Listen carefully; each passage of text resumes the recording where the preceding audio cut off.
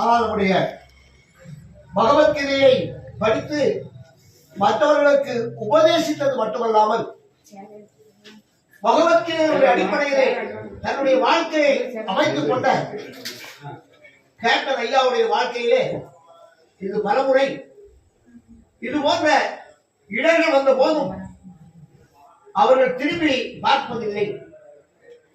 ஆகே படோ என்று வேதம் சொல்வதை போல முன்னேறி செல் என்று சொல்லக்கூடிய வகையிலே தன்னுடைய வாழ்க்கையை அமைத்துக் கொண்டார்கள். ஒரு குழந்தை பருவம், இளமை பருவம், இது அத்தனையுமே கேப்டன் அவர்களுடைய வாழ்க்கையிலே ஒரு சவாலான வாழ்க்கையாக இருந்தது. ராணுவத்திலேயும் பொறியியல் வல்லுநரான மின்சார வாரியத்திலேயும் பணியாற்றுகின்ற போது கிடைக்கக்கூடிய நேரங்களில் எல்லாம் இந்து சமுதாயத்திற்காக, இந்து சமுதாயத்தினுடைய உயர்வுக்காக உழைத்த ஒரு பெருந்தகை கேப்டன் எஸ் பி குட்டி அவர்கள். நம்முடைய வெள்ளிமலையிலே இந்து வித்யாபீடம் அதனுடைய ஆரம்ப கால பவுண்டராக இருந்து மதுரானந்த சாமியோட இந்து சமய வகுப்பு பாட புத்தகங்களை எல்லாம்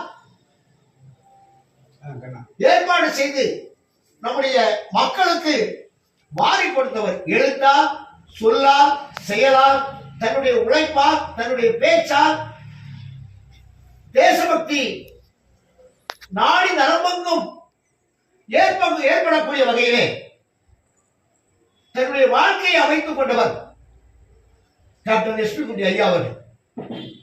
இன்றைக்கு கன்னியாகுமரி மாவட்டத்தில் ஒரு இந்து மறுமலர்ச்சி, இந்து எழுச்சி உருவாகி இருக்கிறது என்று சொன்னால் அதற்கு வித்திட்ட பல்வேறு பெரியவர்களிலே அதற்கு வித்திட்டு உறவிட்டு வளர்த்த ஒரு வீரமிக்க, கம்பீரமிக்க ஒரு தலைவர் என்று சொன்னால் கேப்டன் எஸ் பி குட்டி அவர்கள்.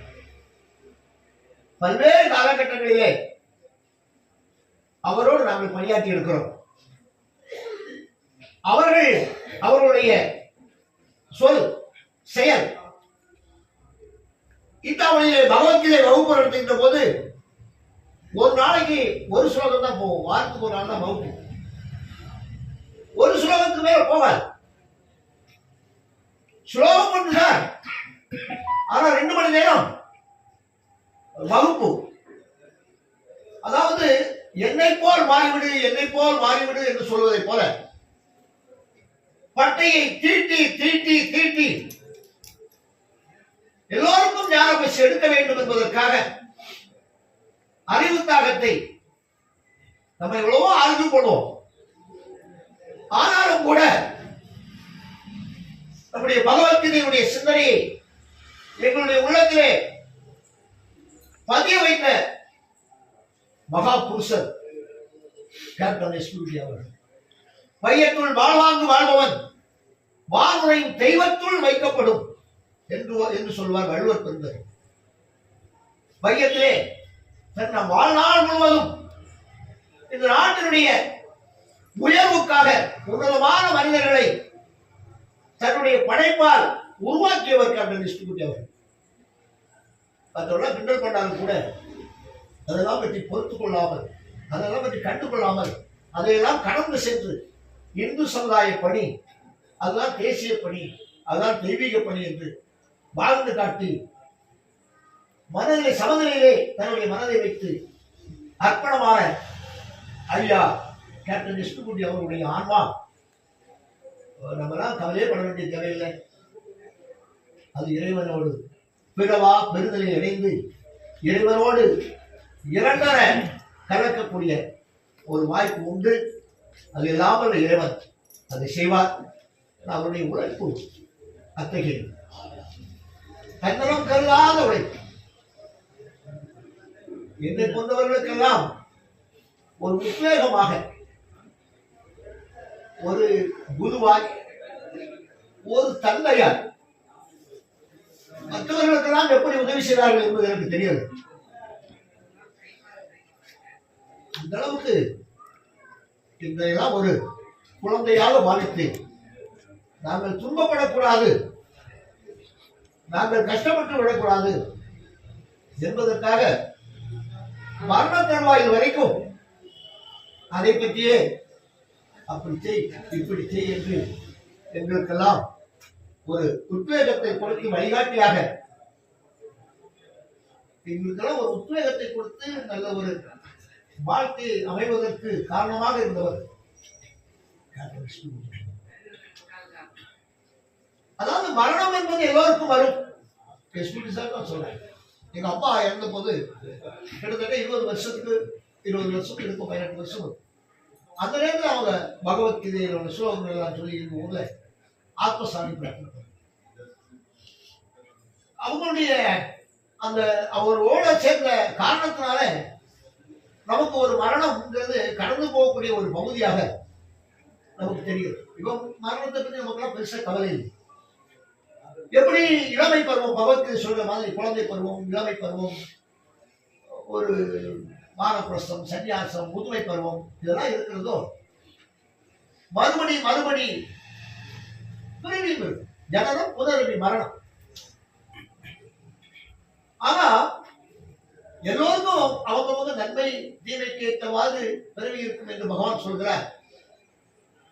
டாக்டர் எஸ்பிடி அவர்கள் நன்மையையும் தீமையும் பேலன்ஸ் பண்ணி எல்லா வகை எதையும் அவங்க புண்ணியமும் பாவமும் அவங்களுக்கு எல்லா விதத்திலையும் சரிசமமாக கரைத்து விட்டு தன்னுடைய வாழ்க்கையை இறைவனோடு செல்வதற்காக எடுத்து சென்றிருக்கின்றார்கள். அவருடைய அடிபற்றவருடைய நிறைவால இன்றைக்கு அவருடைய சிற்றாஞ்சலி நிகழ்ச்சி நம்ம நடத்திட்டு இருக்கிறோம். பகவான் பகவத்கீதையில ஆத்மாவை பற்றிய உயர்வான வரிகளை நமக்கு 2வது அத்தியாயத்தில் சொல்லி தந்திருக்கிறார். அது ஒரு ஸ்லோகம், வாசாந்தி ஜீர்ணாதி யுகாவிகாய நவானி கிரகணாதி நரோபராணி ததா சரீராணி நிகாய ஜீர்ணான் அஞ்ஞானி சம்யாதி நவானி தேகி. எப்படி கந்தல் துணிகளை விட்டெறிந்து விட்டு புதியவற்றை எடுக்கிறானோ அதே போலதான் இந்த உயிரை கொண்டு வந்திருக்கக்கூடிய உடலை கொண்டு வந்திருக்கக்கூடிய ஆன்மா இந்த உடல் தேவையில்லை என்று சொல்கின்ற போது இதை உதிர்த்து விட்டு வேறு ஒன்றை அடைகிறான். இது அவங்க சொல்லக்கூடிய பகவான் சொன்ன வார்த்தையை நம்முடைய அடிக்கடி இந்த வார்த்தையை அழுத்தம் திருத்தமாக சொல்லுவாங்க. நைனம் சிந்தந்தி சஸ்திராணி நைனம் தகுதி பாவாக. இந்த உடலை இந்த ஆன்மாவை ஆயுதம் வெட்டாது, நீர் நரைக்காது, அக்கினி எரிக்காது, காற்று உலர்த்தாது. இது என்றும் உள்ளது, நிரந்தரமானது. நான் நிரந்தரமானவன் அழிவதில்லை, எந்த நிலையிலும் எனக்கு மரணமில்லை என்று கண்ணதாசன் பாடுவார்.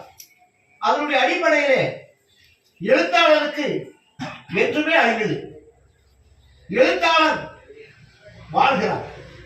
என்று காண்போம் எங்கள் சிந்துவை என்ற ஒரு புத்தகம் டாக்டர் எஸ்பிகுட்டி அவர்களுடைய சிந்தனையினுடைய அடிப்படையிலே அவருடைய கைவண்ணத்திலே வெளிவந்த அந்த புத்தகத்தை படித்து RSS இருக்கக்கூடிய பிரச்சாரர்களுக்கெல்லாம் அந்த புத்தகம் ஒரு உத்வேகம், ஒரு வழிகாட்டி. அப்படி ஒரு என்று காண்போம் இந்த சிந்துவை என்ற புத்தகத்தை படித்து வந்த பிரச்சாரர்கள் ரொம்ப அதிகம், படிக்காத பிரச்சாரர்கள் ரொம்ப குறவு. அப்படிப்பட்ட உயரிய ஆன்மீக சிந்தனையோடு, தேசிய சிந்தனையோடு நம்முடைய மக்களுடைய வாழ்க்கையை எப்படி வாழ வேண்டும் என்று வாழ்ந்து காட்டி அதற்கு வழிகாட்டி சென்றிருக்கக்கூடியவர் நம்முடைய கேப்டன் எஸ்பிகுட்டி அவர்கள். அவர்களுடைய ஆன்மா நற்கதி அடைய வேண்டும். அரசியல்ல கூட நம்ம பிரமாண்டமா ரொம்ப உயர்ந்த இடத்துல டெல்லியில, அவர் டெல்லிக்கெல்லாம் போறதே பெரிய கஷ்டம். ஒரு அமைச்சருடைய BA ஆக இருந்து அங்கே மிகப்பெரிய சமுதாயத்தை ஆற்றியவர். பாரதிய ஜனதா கட்சி வளர்ந்திருக்கிறது என்று சொன்னார், அதுக்கு உரமிட்டவர், அதற்காக அடி வாங்கியவர், அதற்காக கஷ்டப்பட்டவர். அப்படிப்பட்ட ஒரு உயர்ந்த மகான், சங்கம் வளர்வதற்கு காரணமாக இருக்கக்கூடியவர், இருந்தவர். சங்கம் ஒரு சாராருக்கு தான் சொந்தம் என்று சொல்கிறார்கள் என்று கேட்கின்ற போது, நீ வந்தால் அது உனக்கும் சொந்தம் என்று சொல்லி என்னையும் சங்கத்திற்கு கொண்டு வந்து மிகப்பெரிய அளவில் ஒரு நல்ல ஒரு சூழ்நிலையை உருவாக்கக்கூடிய மனிதனாக மாற்றிய பெருந்தகை கேப்டன் எஸ்பிகுட்டி அவர்கள். இன்னைக்கு நாங்க இருக்கக்கூடிய இந்து மகாசபாவை எங்களுக்கு வழிகாட்டியவர்கள் அவர்கள் தான். நாம் தம்பி மதுசூர பெருமாள் 2 பேருமே எங்களுக்கு வழிகாட்டிய அவங்க தான். வழிகாட்டி அவங்க தான். எங்களுக்கு இந்து மகாசபாவை அறிமுகப்படுத்துறது அவங்க தான். அப்ப கூட அவங்க சொன்ன வார்த்தை சொர்க்க துவாரம் மகாபிரதம். சொர்க்கத்தினுடைய வாசல் எப்போது ஒரு தடவை தான் துறக்கும். ஆகையினாலே அர்ஜுனா, நீ வீரன், நீ போர் புரிவது உன்னுடைய கடமை, நீ இங்க போ, அந்த போர்க்களத்துக்கு போ என்று சொல்லும் போது சொர்க்கத்தினுடைய துவாரம் உனக்கு திறந்திருக்கிறது. இங்க இருந்து குட்டக்க மண்டக்க நீ மறந்துட்டு இருக்காதே. இந்து மகாசபா ஒரு நேஷனல் பார்ட்டி, நீ அங்கே போ, தான் சொர்க்க துவாரம் மகாபிரதம், நீ உள்ளே போ என்று தள்ளிவிட்டவர் ஐயா கேப்டன் எஸ்பிகுட்டி. உண்மையிலேயே நினைவுகள் இருக்கிறது. அவர் நினைவுகள் எல்லாம் பகிர்ந்து கொள்ள வேண்டும். அவருடைய நினைவுகளாலே நம்முடைய வாழ்க்கையை சிந்தனை அமைத்துக் கொள்ள வேண்டும். அவங்க கொரோனாவில் பாதிக்கப்பட்ட காலத்திலும் சரி, அதுக்கு பின்னாலும் சரி, பார்க்கின்ற போதெல்லாம் பகவத்கீதையில ஒரு ஸ்லோகம் சொல்லு என்ற வார்த்தை அவர்கள் சொல்வார்கள். உண்மையிலேயே நான் ஒரு ஸ்லோகத்தை சொல்லுவேன், கதோபா சொன்ன ஸ்லோகம், இன்னொரு ஸ்லோகத்தை சொல்லு, சர்வதர்மான் பரித்திருச்ச. சரி பரவாயில்ல, நல்ல ஸ்லோகம். உடனே அக்காட்ட அந்த ஸ்லோகத்தை சொல்லி ஒரு ஸ்லோகம் சொல்லுவாங்க, அக்கா இன்னொரு ஸ்லோகத்தை சொல்லுவாங்க. சோ அவர் மட்டும் பகவத்கீதையை படிப்பதில்லை, அவரோட சேர்ந்து அக்காவும் குழந்தைகளும் சிந்துவும் இந்துவும் எல்லாருமே அந்த பகவத்கீதையில ஊறி போனவர்கள். அவங்க கிளாஸ் சொல்லணும்னு சொன்னா அக்கா சொல்லக்கூடிய அளவுக்கு அவங்க அந்த அளவுக்கு தயாரா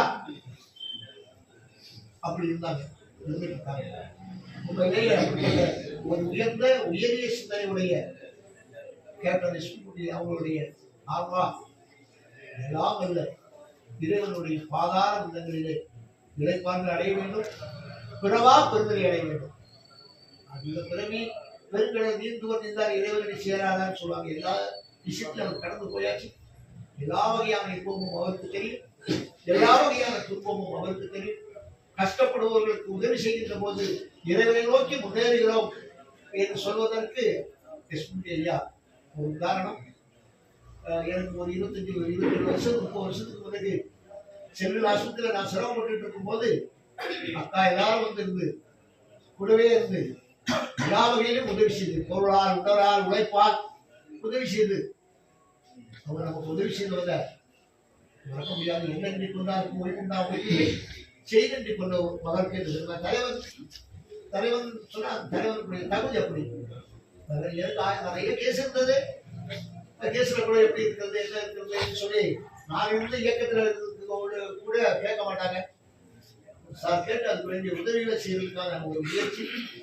எனக்காக ஊரா சேர்ந்து மடியடித்து ஊர் தலைவர்களை எல்லாம் திரட்டி ஒரு மிகப்பெரிய ஒரு பிரளயத்தை உருவாக்கிய ஒரு மாவீரர். அவர் முடியாது என்பது முட்டாளுடைய வார்த்தை என்று சொல்வார்கள். அதே போல ஒரு முடியாது என்று இருக்கக்கூடிய ஒரு நிகழ்வை முடித்து காட்டியவர் கேப்டன் எஸ்பிகுட்டி அவங்க. 15 நாளைக்கு மேல அந்த நேரத்தில் ஜெயிலில் இல்லை, தம்பியெல்லாம் அதுல ரொம்ப உதவி செய்வாங்க. ஊர் தலைவர்களை திரட்டி ஊர் தலைவர்களுடைய கூட்டமைப்பை அமைத்து நம்முடைய மக்களிடையே ஒரு ஒருங்கிணைப்பை ஏற்படுத்தி எல்லா கிராமங்களிலும் இந்து கிராமங்களிலும் கூட மணியடிக்க முடியும் என்று மணியடிக்கக்கூடிய ஒரு போராட்டத்தை ஏற்படுத்தி ஒரு விரோதமான ஒரு போராட்டத்தை ஏற்படுத்தி ஆமா அந்த மாதிரி ஒரு சிந்தனையோடு அனைத்து ஊர் தலைவர்களும் திரட்டி அந்த சிந்தனையை உருவாக்கி சொல்லுதில்லை, அதை செய்து காட்டி அரசாங்கத்தை பணிய வைத்து வெற்றி பெற வைத்தார். அதனால எனக்கு அந்த வழக்குல கேஸே ஜெயில இருந்தது மட்டும்தான் கேஸ் அந்த அளவுக்கு தன்னை நம்பியவர்களை பாதுகாக்க வேண்டும் என்பதற்காக எந்த தூரத்திலும் கீழே இறங்கி வந்து செயல்படக்கூடிய ஆற்றல் அப்படிப்பட்ட ஒரு தலைவர். எல்லா தலைவருக்கும் அது இருக்காது, நம்ம கூட அந்த அளவுக்கு இல்லை. ஆனா அவங்க அந்த அளவுக்கு தனக்கு வேண்டப்பட்டவர்களுக்கு எல்லா வகையிலும் உதவி செய்வதற்காக எத்தனை தூரம் இறங்கி வந்து பணியாற்ற முடியுமோ அத்தனை தூரம் பணியாற்றி நமக்கெல்லாம் பாதுகாப்பாக இருந்த ஒரு அரண் கேப்டன் எஸ்பிகுட்டி ஐயா அவர்கள். அவருடைய தீர்க்கமான அந்த சிந்தனை வெற்றி பெற வேண்டும் என்று காண்போம் எங்கள் சிந்துவை என்ற அந்த ஆசை நிறைவேற வேண்டும். அயோத்தியிலே ஸ்ரீ ராமனுக்கு ஆலயம் அமைக்க வேண்டும் என்ற ஆசை அவர்களுக்கு நிறைவேற்றி விட்டது. இழந்த பகுதிகளை மீட்பது, இருக்கின்ற பகுதிகளை பாதுகாப்பது நம்முடைய லட்சியம் என்று அவர்கள் சொல்வார்கள். நம்மலாம் வீர சாவர்கரை வரலாற்று பார்த்திருப்போம், கேட்டிருப்போம், சினிமா பார்த்திருப்போம். ஆனா உண்மையிலேயே வீர சாவர்கரை பற்றி நான் படித்தது, நான் கேட்டது, நான் பார்த்தது எல்லாம் கேப்டன் விஜய் தான். அவங்கதான் நம்ம கண்ணுக்கு வீர சாவர்கர். அவங்களுடைய அந்த சிந்தனை தான், வீர சாவர்கருடைய அந்த வார்த்தைகளை நம்முடைய நெஞ்சத்திலே விதைத்தவர். வந்தால் வராவிட்டால் எதிர்த்தார், அதையெல்லாம் இந்த காரியத்தை செய்து காட்ட வேண்டும். அதுதான் வீரத்தனம் என்று சொல்லக்கூடிய, அதுதான் சூரத்தனம் என்று சொல்லக்கூடிய ஒரு வீரர். பல்வேறு காலகட்டங்களிலே பல்வேறு நிகழ்ச்சிகளை, ஊர் தலைவர்களை எல்லாம் ஒருங்கிணைத்து நிகழ்ச்சிகள் நடத்தி மக்களிடையே இந்து சமய வகுப்பை வெற்றி பெற செய்யக்கூடிய வகையிலே வெட்கப்படாமல் ஒரு பெரிய உருவமாக ஒரு பொறியியல் வல்லுநராக இருந்து வந்த பிறகும் கூட ஆபான் போன்ற ரோட்ல சங்கத்துடைய காரியத்திற்காக செல்லக்கூடிய கூச்சமில்லாத சமுதாய பணியை செய்யக்கூடிய வகையிலே சிறப்பாக செயல்பட்டவர் ஐயாவாங்க. அவங்களுடைய செயல்பாடு நமக்கெல்லாம் வாழ்க்கையிலே ஒரு உத்வேகத்தை ஏற்படுத்திவிடும். அவங்க இன்னைக்கு அவங்களுடைய உணர்வு நம்மோடு இல்லை, அவ்வளவுதான். அவங்களுடைய ஆன்மா நம்மை பார்த்து கொண்டிருக்கிறது, அவருடைய ஆன்மா நம்ம செய்யக்கூடிய செயல்களை பார்த்துக் கொண்டிருக்கிறது. ஆகையாளருடைய அவருடைய சிந்தனையை, அவருடைய செயல்பாட்டை நாம் தொடர்ந்து அதை கடைபிடித்து அந்த சிந்தனை வெற்றி பெறுவதற்காக உழைப்பது நாம் அவருக்கு செய்யக்கூடிய மிகப்பெரிய ஒரு மரியாதையாக அமையும் என்று இந்த நேரத்தில் சொல்வதில் மகிழ்ச்சி. நாங்கள் பகவத்கீதை ஸ்லோகம் சொல்வது இடையில பறிச்சதுக்கு காரணம் வருத்தப்படாதுங்க. பகவத்கீதையை தப்பா சொல்றது எனக்கு அவர்களுக்கு பிடிக்கும். எனக்கு நீங்க சொல்றது எனக்கு நான் கூட சமாளிச்சுட்டு போயிடுவேன். ஆனா அவங்களுடைய மாணவர்களாக நம்ம உட்கார்ந்து இருந்துட்டு அந்த ஸ்லோகம் சரியா வரலைன்னா அது நமக்கு எங்களை ஆசீர்வதிக்க வேண்டும் என்று இந்த நேரத்திலே நான் பிரார்த்தனை செய்து கொள்வோம்.